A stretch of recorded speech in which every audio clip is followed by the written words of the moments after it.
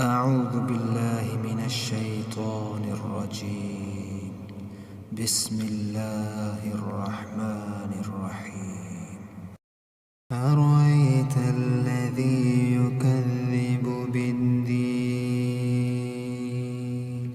فذلك الذي يدعو اليتيم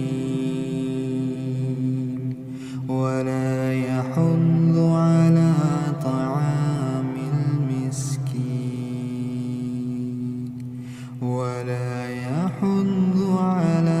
طعام المسكين فويل للمصلين